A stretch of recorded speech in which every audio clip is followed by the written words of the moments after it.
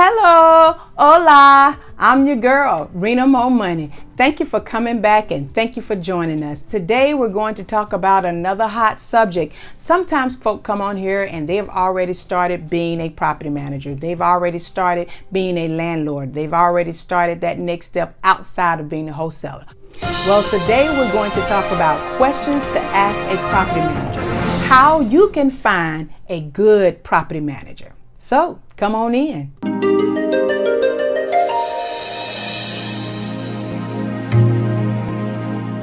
Every other video, I'm always talking about how you can build wealth in real estate, how you can build wealth in rentals, how having properties and having passive income is so massive.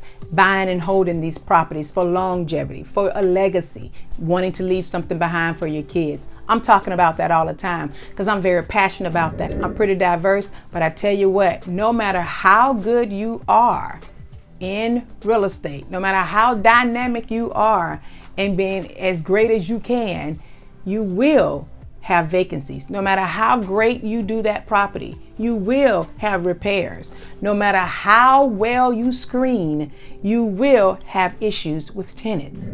On a previous video, I talk about mistakes to avoid. You want to take some time out and go down to Rena MoMoney channel, take some time out, look at what to avoid as a landlord, being profitable as a landlord, all those tips and tools I have on some previous videos. On this channel, it's always going to be jam-packed with free, valuable information. Always a tip, always a tool to help you save money or make money. So if you haven't subscribed, go ahead and subscribe now. Click on the little belly thing so you won't miss the good information. If I'm saying anything, or I've ever said anything, as you look, you make sure you like. Let me know what you want to see. Let me know what you've done. Let me know about your mistakes. I'm very interested in this. Real estate is my passion. I really like it. Not only is it my way of life, it's also my legacy that I want to leave behind. So I am very serious about real estate. I'm very serious about being a landlord. I'm very serious about properties. I'm very serious about making money. So that's why I created this channel, to help you make more money and more money and more money. So you ask, should I get a property manager? What is a property manager? What all would they do? Is it really time to get a property manager? I only have one property, or I only have 10 properties, or I'm pushing on 30 properties, and do I need to get a property manager? And the ultimate question is, how do I get a good property manager, and what questions should I ask? Well, I would say this. If you're just starting out and you have 1, 3, 5, or 7, if you have under 10, I would recommend, doesn't mean you have to, I would recommend that you do your own property management. And I'll tell you why. Do your own property management for now, for this time, it may not be quite right. You want to understand what happens in a month. You want to understand that property. You want to go through some of the processes yourself and see how much things cost. You also always want to have the knowledge of knowing what things look like and what can happen. You need that hands-on experience for a minute. Now, of course, if your first one or your third one is out of state or in another city, of course, you're going to get a property manager. So you need to know the questions to ask so that you'll get a good property manager. But for starters, or those that have 10 and under, I personally would recommend you doing it yourself. Some say don't. Some say don't. But I personally recommend you doing your own property management. It'll save you some money. That's more money going in your pocket at the time, because you're not making a hell of a lot, but you're making a good little amount. Now, I would say this: if you only have 1, 2, 3, 5, 7, 10 and under, and it's taking too much of your time, then you know it's time. If it's getting overwhelming, then it's time. So there's no set number on when you should get a property manager. I get that question a lot. When should I get a property manager? Okay, there's no set number. It's when the time is overwhelming for you, or you're not being able to do the things that you want to do, and you meant for this to be an investment, you meant for this to be passive, and it's not. You're finding yourself putting in 20 to 30 hours a week, or even 2 to 3 hours if that's too much, whatever the case may be. You'll know when it's time. I think I said that on a previous video. You'll know when it's time. But since we're talking about property management, questions to ask, things you should know about property management, I want to reiterate that. You'll know when it's time. So you may hear another investor or another guru or someone else who have a lot of properties say, after the 5th one, I got me one. After the 10th one, you may hear someone say after the 25th one. You may hear someone that does it all and they have 125. It totally depends on you. I would also say, if it's stopping you from making more money or acquiring more properties, and you just don't have that time, it's time to get a property manager. Okay, so now here are the questions you want to ask. First question you want to ask is, do you own or ever own your own rental properties?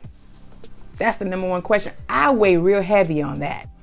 We have several here, and all have its own level of importance. This one, I feel, is because now I know what hat you wear when you're talking to tenants. I'll know whether or not you understand what a landlord mindset is, how we think, how we're flowing, what we need to do, what we definitely want to save money on, how we feel about stupid calls, and which calls that are more important, which calls will cost you more money if you don't attend to it. They'll know that because they'll have that experience. They'll know, they'll feel like ownership. They'll know. So you definitely, that's the first question I would ask. Do you own any rental properties, or have you ever owned any rental properties?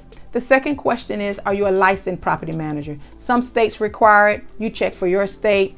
Are you a licensed property manager? If you're in a state that it's required, then you need to follow that. So the second one would be, are you a licensed property manager? The third one is, how long have you been in the property management business?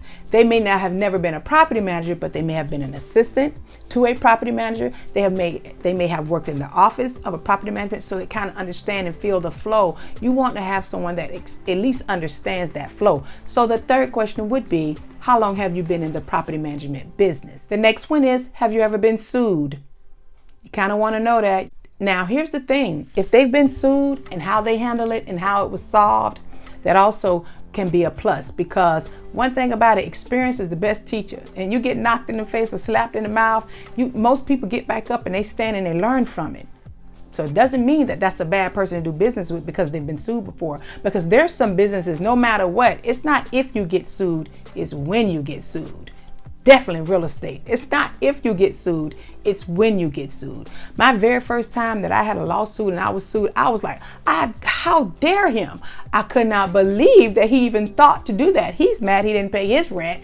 And I'm like, are you going to sue me? Actually got a lawyer, had all kind of stuff going on. Taught me so much. I have revamped the lease about at least 7 times after that. But I'm gonna tell you, some people will put you to the edge. So don't shun away from folk that has been sued, because they just may be the best source for you, because experience is the best teacher. The next question is, how many properties are you currently managing? You want to know that. You want to know what type of time it'll tell you something, and you listen good and you pay attention to these answers that the property manager give you. So that next one will be, how many properties are you currently managing? The next question is, will you be my primary contact? You want to know if they're the primary contact or they have someone that you'll be assigned to. A lot of big property management companies, that person may not be your contact person because that's not their job. Their job is to get as much business as they can because they have a team. So they may assign you to a certain property manager that will be handling everything, that you'll be their contact person that does all your paperwork, that sends you everything. If you have any questions, who you'll be emailing with. So you want to know, are you my contact person? Because if not, you also have some questions that you need to know about that person that will be. We have several more questions that you should be asking a potential property manager to make sure that you get a good property manager. But before we do, I want to make sure that I tell you to make sure you look down in the description below and get you some resources that's going to help you crush it, that you can add to. Remember, we always say diversify, do some wholesaling, do some landlording, do some flips. Also, to comment in this video if there is a question that you think is important, or if there's something that I missed, or if there's something that you want to know about property management or about being a landlord that's going to help you save money or make money. Comment in the section below. I want to know about that. All right, after you ask them what's their property management monthly fee, you want to ask, is there a renewal fee? Here's another one that I think is very, very important. What's included in the management fee? That needs to be defined. Make sure you take time out in that area. What's included in the management fee? Write it down so you'll know what you need to ask questions on after they tell you what is included. All these questions are important in getting a good property manager. You can get a property manager, you can get somebody to handle all that stuff, but you want to know all this stuff up front. And before I go into the next one, I want to give some shout outs. Thank you for coming on this channel. Thank you for subscribing. Every time you come on here, I'm going to give it to you. I'm going to give you that valuable information that's going to help you crush it. And for those that have subscribed, I want to give a shout out. I want to give a shout out to the new subscribers. Look here, it's somewhere on this video. I want to show you and give you a whoop whoop and let you know, give you a shout out to tell you thank you so much. That's the start of becoming a better you, by educating yourself after you get your mindset right. You're doing it. Celebrate that. Celebrate all wins. And for you old subscribers, or you people that are still trying to make it in this thing, you've stepped out there, or you're trying to step out there, or you're getting these tips so that you won't lose money or you can make money. I appreciate you as well. Make sure you stay tuned, because I got another great video coming up on another way that you'll be able to crush it in real estate. And I think I'm going to stick a lot to wholesalers, and I'm going to stick a lot on landlording and anything to do with saving money with real estate. So I post 2 to 3 times a week, and I mention the new subscribers on the next Rena MoMoney video on every video. Okay, we're going to move right along. I'm not sure if it's the 8th or the 9th one. I talk so much and I got so many tips, and there's a lot of questions you can ask. I call myself picking out the pertinent ones that you definitely want to ask, that's going to definitely make a difference on finding a good property management versus a mediocre property management. So the next question, or the next thing you want to ask is, can you send me a copy of your agreement? Can you send me a copy of the contract so that I can kind of see? That way you'll know exactly what they may have in there that you didn't ask, or snuck in there that another property management may not even charge for, or they may throw it in, or they may be $100 higher, or it may be something in there that's a fee that's every month that you didn't even think of, that you didn't even think would come up. And they say, you know, you out $2,000, $3,000, $4,000 more thousand dollars for that year that you didn't even know about. So always ask for a copy of their agreement so you can look at it and dissect it and view it. We're moving right along. If I'm saying valuable stuff to you, make sure you click on that subscribe if you haven't already. I need that from you. That helps out my channel. That helps out the algorithm on YouTube. And YouTube is very serious about the algorithm. So make sure you do that. Make sure you do that if you haven't already. Let's keep going. We have a lot more, but I'm going to narrow it down a little bit. Now we're on the next one. Your next pertinent question is, what is your fee for finding a new tenant? That's pertinent. Some charge, most charge. It's usually 1 month of rent, but that is negotiable. So remember that, it's negotiable. So if you got folk telling you what's half of the rent, or it's a flat fee, whatever, you want to make sure you mention that. If you find a property manager you like everything except for that, because you will get new tenants. You will get new tenants, and they're the person that will find, or that company will find you new tenants. So you want to know, what is the charge if they find new tenants? The next question, which is another serious one, how do you collect rent? How do you collect rent payments from the tenants? Also ask them to send a copy of the tenant lease that they use so you can read it and make sure everything that you think is important is in there. One of the things I stopped supplying appliances unless they were a Section 8 HUD participant. Actually, it's because I got sued once before. A young lady, she tried to sue me, and she said that all food went spoiled in the refrigerator because the refrigerator went out. The kids didn't have any. It was a mess. And she got a good attorney, and I won. I did win. Matter of fact, I've been sued twice, and I've won twice. But and that's a blessing. But I don't supply appliances. I don't supply appliances unless it is a Section 8.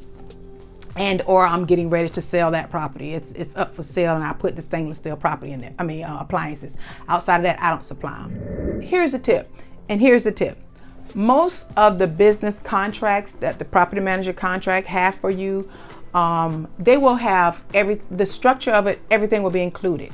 It should include how they screen, what they look for, how do they do their deposit, what formula do they use, how they handle security deposits. All that should be in the structure of the contract with you and them. So their business contract should have all that lined up. And that's something else that you want to make sure that you see in there, that you agree with on how that process is. Some people may be a little bit more lax. Some are very firm. Depends on where you are and what you want to happen for your business. Again, keep in mind, it is a business. They should also have the eviction process inside of that. Everything should be structured in, and these are some things that you should look for. That's the tip. Eviction, security, make sure that's in there, how they handle it. The last and final things that I want to go over with, another tip is, make sure you require photos for everything. Make sure you require photos for move in and move out. You want to see that. And nowadays it's videos. So now you can require a photo and or video to be emailed to you so that you can keep that little personal file, and you'll know and you can see, especially if it's in a city or state that you do not reside in. If it's in your backyard that you can swing by there, you kind of already know, and you won't do that. Once you get X amount, or once you get a property manager and you're paying them, you're going to be truly passive. You're going to try to be as far away from it as you can. At that point, your property manager should only be emailing you with itsy bitsy things. One of the things I have in mind, I require, if the amount of repairs is over X amount of dollars, and it depends on your state and how you do it and the quality of your house and the amount of money of that house that you have. So if it's a property that's a lower end property, that number may be different from a property that's a higher end property. Higher end property don't require as much repairs as a lower end property, or a property that's old, should I say. If you got a 1920 house and you already know that you've had some issues in the past with plumbing, you've had some issues in the past with that toilet, things of that nature, make sure you require a certain amount that you have to approve, so the property manager won't sit up there and send you a $900 invoice bill on a repair. If it's over X amount of dollars, you need an approval. That's what you want to let your property manager know. That's what you're going to let the one know who you decide to go with. That's going to be the thing that you also add in there. If it's over X amount, needs an approval from me. I truly hope this video was helpful. If it was and you haven't subscribed yet, make sure you do so. Stay tuned. Be ready to look at the next Rena MoMoney Plus video. Thank you, and you take care.